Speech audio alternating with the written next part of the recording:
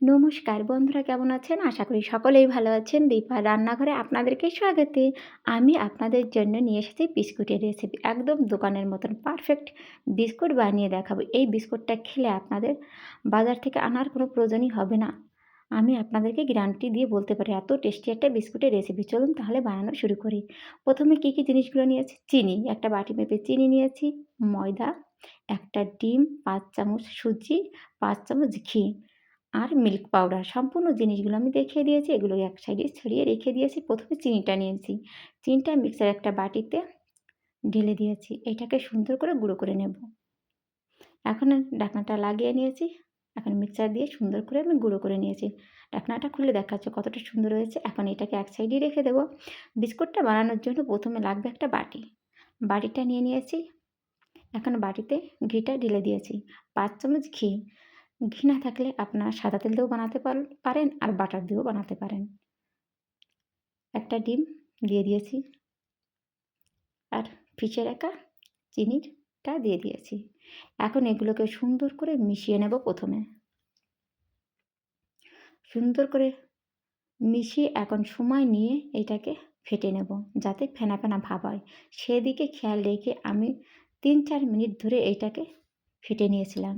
দেখুন কতটা সুন্দর হয়েছে। আমি একদম আপনাদেরকে কাছ থেকে দেখাচ্ছি। এটা সরিয়ে নিয়েছি। এভাবে অবশ্যই বানিয়ে নেবেন।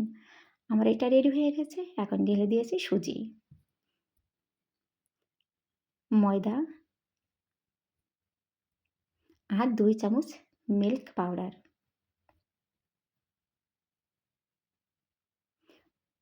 মিল্ক পাউডারটা দেওয়া হয়ে গেছে। এখন এটাকে হাত দিয়ে চেপে চেপে সুন্দর করে মেখে বিস্কুটের জন্য একটা ডো রেডি করব। এখানে জল বা দুধ কোনটাই ব্যবহার করিনি। আমি যে চিনি আর ঘি আর ডিম দিয়ে বানিয়ে রেখেছিলাম সেইটাতেই আমার হয়ে যাবে। আপনারা অবশ্যই মাপটা খেয়াল রেখে বানাবেন, আপনাদেরটাও পারফেক্ট হবে। এভাবে সুন্দর করে আমি চেপে চেপে মেখে সুন্দর একটা ডো আমি রেডি করে নিয়েছি।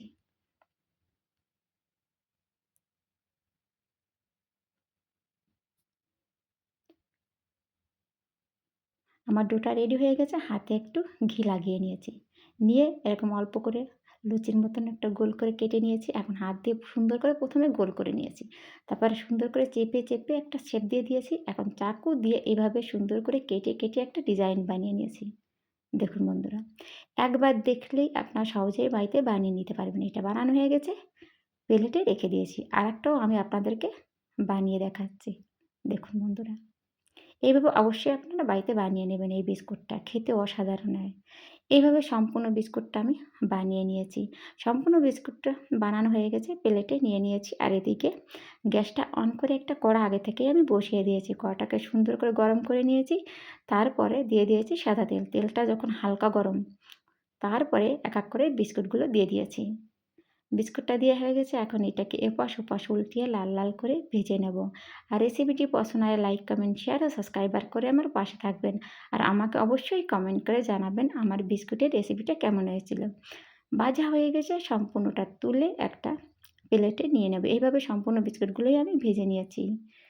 দেখুন বন্ধুরা, আমার বিস্কুটটা কতটা সুন্দর হয়েছে। আমি যখন বানিয়েছিলাম আমার ছেলেটা খেয়ে এতটা খুশি হয়েছিল, বলছিল মা আমাকে আবার বানিয়ে দেবেন।